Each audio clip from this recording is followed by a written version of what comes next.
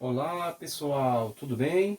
Sou o professor Gilvan Leite da disciplina de Ciências e hoje vamos estar falando aí sobre magnetismo, né? Vamos ter mais uma aulinha aí de introdução à física para os nossos alunos do oitavo ano, sendo que o tema abordado de hoje será magnetismo.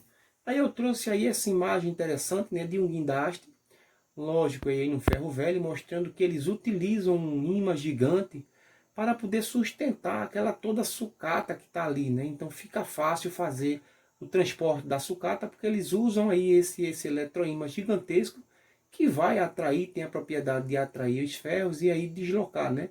Isso não é só comum aqui, como também comum aí nos portos, né? Para quem já foi a um porto, viu lá os navios descarregando aqueles contêineres, e eles também trabalham, na maioria das vezes, com eletroímãs que vão se aderir ao contêiner que é de metal e vão transportar para onde eles querem. E aqui temos aí também outras aplicações, né, do magnetismo. Essa daí é bem comum, né? Atualmente é possível ver que o uso do cartão magnético ele é bem variado.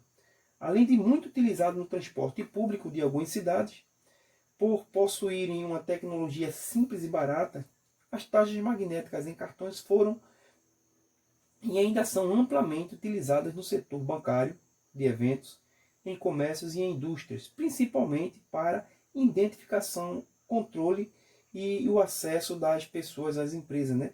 E aí de onde surgiram as ideias para se criar os cartões magnéticos? Já pararam para pensar sobre isso? Como são guardadas as informações nesses cartões? Como eles interagem com esse dispositivo elétrico, né?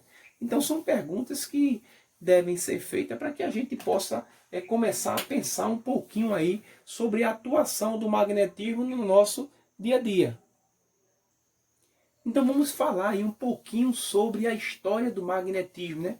Sabendo aí que ele é um fenômeno natural e por isso não faz muito sentido falar em história do magnetismo, porque ele sempre existiu, porém ele nem sempre foi conhecido do homem. E é curioso saber quando nós começamos a perceber que ele existe, né? Existem sinais de que os chineses podem ter sido os primeiros a observar o fenômeno do magnetismo, porém os relatos concretos mais antigos são dos gregos, especificamente do filósofo Tales de Mileto. Olha Tales de Mileto aí novamente, né? A gente falou um pouquinho sobre ele lá na descoberta da eletricidade, ele com a sua pedrinha de ambá aí flexionando, né? Fixando ele numa lã, descobrindo a eletricidade. E temos aqui Tales de Mileto também dando a sua contribuição na descoberta aí desse potencial magnético que algumas pedras tinham, né? Então aí no século 6 a.C. ele viajou ao continente asiático, a uma região chamada Magnésia, que era a província da Grécia. Lá ele observou que algumas pedras pequenas podiam atrair ferro e atrair outras pedras também. A razão era o minério presente no solo da região, a magnetita, que tem propriedades magnéticas. Outras explicações parecidas também foram feitas durante os séculos seguintes, até que, em 1269, o francês Pierre de Maricourt escreve o primeiro tratado sobre as propriedades dos ímãs. Foi ele que anunciou a lei: opostos se atraem, iguais se repelem, falando sobre os polos de um ímã, né? E essa lei é utilizada até os dias de hoje, né? Onde dizemos aí que os opostos se atraem e os iguais eles se repelem. Mas isso aí foi uma frase dita aí por Pierre de Maricourt, lá para os anos mais ou menos no século XIII. E ele fez essa referência falando sobre os ímãs, né? Ele fez um trabalho aí mostrando o campo magnético, não é? A atração magnética desse ímã. E aqui temos a imagem aí de Pierre de Maricourt, né? Já no século XVII, em 1600, William Gilbert publica um livro que torna-se marco no estudo do magnetismo, chamado de Magnet. A importância desse livro é que ele é o primeiro trabalho sobre o assunto e a seguir a noção moderna da ciência. Então foi William Gilbert que fez a primeira publicação aí com a importância, né, levando em consideração o trabalho desse assunto dentro da noção moderna da ciência. Aqui temos a imagem da Terra, né? Sabemos que a Terra se comporta como um eletroímã, vamos ver isso lá na frente. E aí o polo norte e o polo sul, quer dizer, magnético, porque temos aqui o polo norte da Terra e o polo sul, né? E aí temos esse campo magnético que envolve aí o nosso planeta. E o que é magnetismo? Né? Vamos lá. Depois dessa volta no tempo, vamos ao nosso assunto. Afinal, o que é magnetismo? É um fenômeno de atração e repulsão observado em materiais que possuem propriedades magnéticas. Por exemplo, entre um ímã de geladeira e um pedaço de ferro. Também podemos dizer que o magnetismo é a área da física que se dedica a estudar este fenômeno. É fácil perceber esse fenômeno de atração e repulsão quando a gente aproxima um ímã de outro, né? Dependendo da posição, surgem entre eles aí forças de atração ou de repulsão. Isso ocorre porque os ímãs apresentam polaridade, ou seja, apresentam polos que determinam a orientação da ação de sua força magnética. Convencionou-se que os polos do mesmo nome se repelem, como Gilbert tinha dito lá na frente, e os polos de nomes diferentes se atraem. Então temos aqui, ó, polos de nomes diferentes, eles são atraídos, enquanto os polos de nomes iguais, eles se repelem, né? Outra característica importante aí dos ímãs é a inseparabilidade dos polos. Ela tem essa inseparabilidade dos polos magnéticos. Isso quer dizer, cortando-se um polo de uma ímã, independente de qual seja o polo, essa ímã ela vai se comportar, quer dizer, esse pedaço desse polo, ele vai se comportar como um ímã normal. Então aqui, ó, se fizermos aí esse corte, temos aqui o polo sul e, consequentemente, vai se restabelecer aqui um polo norte.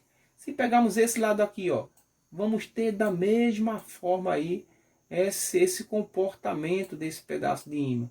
Se aqui eu tinha polo norte, consequentemente, aqui eu terei o polo sul, constituindo aí o que nós chamamos de inseparabilidade dos polos. Não tem como. Não tem como você cortar o ímã e deixar ele só com um pedacinho norte e um pedacinho sul. Ele automaticamente ele vai reconstituir o polo sul e ele volta a ser aquele ímã um pouco menor, né? Dependendo do pedaço que se corta, ele vai se tornando cada vez menor, mas sempre com os dois polos, norte e sul. Aqui temos outra imagem mostrando os polos do ímã. Temos aqui uma imagem bem engraçada, né?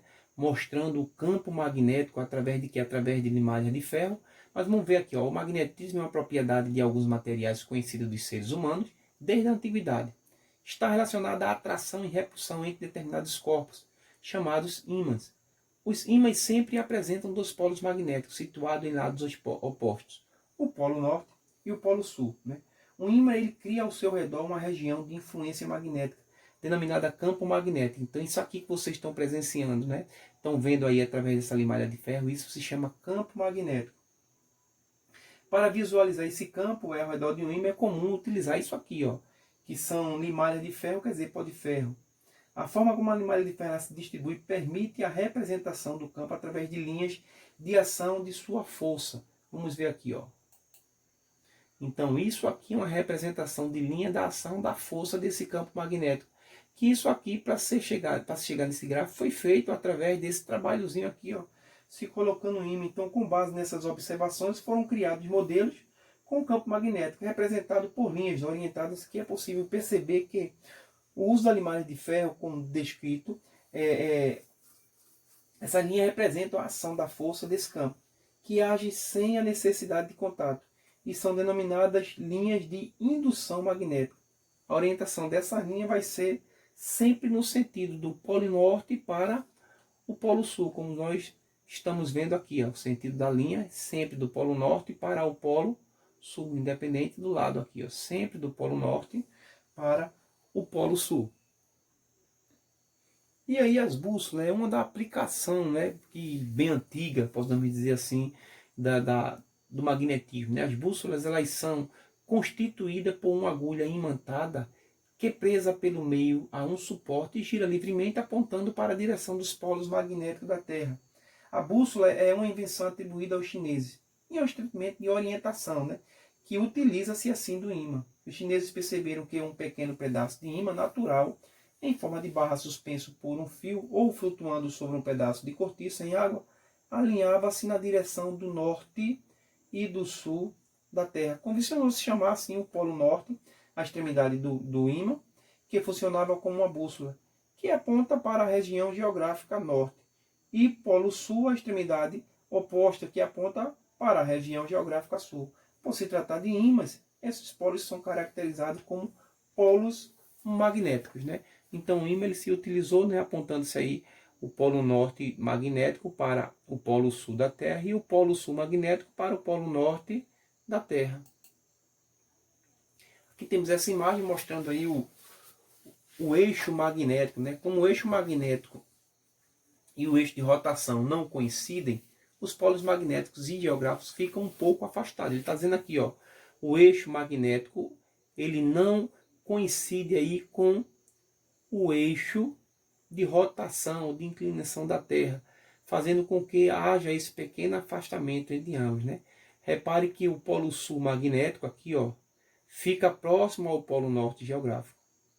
Então aqui é um ímã posicionando-se aí em relação à Terra, né? Assim, uma das possíveis causas desse comportamento magnético da Terra pode estar relacionada às camadas mais próximas do núcleo e ao próprio núcleo do planeta, onde há aí uma concentração muito grande de níquel e ferro, né? A parte mais externa do núcleo, devido a altas temperaturas, está em grande parte no estado líquido. Essa massa metálica encontra-se eletrizada e, por causa do movimento de rotação da Terra, cria aí uma corrente elétrica que dá origem às propriedades magnéticas do planeta. Como o polo norte de uma bússola aponta para a região norte geográfica e o polo sul da bússola aponta para a região sul geográfica, pode-se dizer que a Terra se comporta como um enorme ímã, né? Então, a gente observando essa figura aqui, a gente vê que a Terra ela se comporta como um grande eletroímã, né? Tendo aí, ó, esse campo magnético que se comporta aqui, ó, que parte aí do polo norte magnético até o polo sul magnético. Então isso aí é o comportamento da Terra, levando em consideração o seu campo magnético. Não ficou muito bom aqui meu desenho, estou um pouco trêmulo, mas aí eu acredito que dá para vocês entender esse comportamento aqui magnético do nosso planeta, né? Aqui temos uma imagem que ilustra a ilustração, mostra a ilustração do campo magnético protegendo a Terra dos ventos solares. As regiões iluminadas nos polos apresentam as auroras boreal e austral. Abaixo a aurora boreal nas ilhas Lofoten. E esse aí, pessoal, é o nosso assunto aí de introdução ao magnetismo, né? Vamos ter mais uma aula aí ou duas pela frente, dando continuidade a esse assunto. Consequentemente, vamos estar montando aí o nosso eletroímã, né? Ao findar este capítulo. Mas de antemão já vou deixar a atividade aí para vocês da página 162. Exercício de atividade número 1, 2, 3, 4, 5 e 6 para serem respondidas. E amanhã, durante a live, vamos estar aí fazendo a correção e, consequentemente, também tirando as dúvidas, se caso elas surgirem, tá bom? Um abraço bem grande, um cheiro bem forte no coração de vocês e até a próxima videoaula.